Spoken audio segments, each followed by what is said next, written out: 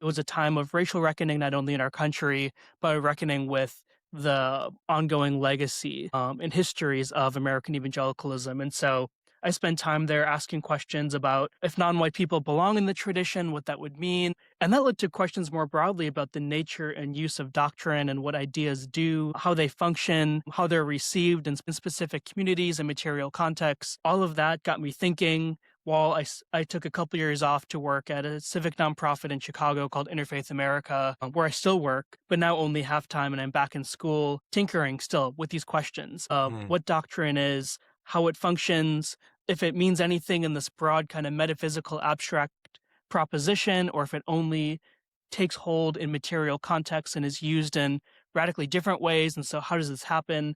How do we get more of the loving, generative, hospitable responses or expressions of Christian doctrine? These are all things I'm continue to tinker with and have found some expression in this book, but becoming neighbors, but in a much more practical way. And I leave the jargon to the footnotes. Mm. And so it's intentionally a book for Christians broadly, for pastors and lay leaders, and for folks who are curious, who want to know more about who I'm thinking alongside. I had a lot of fun letting the footnotes do a great bit of talking about some of the more richly theological and complex ideas that undergird the book. But that's a bit about me and how I ended up at U Chicago.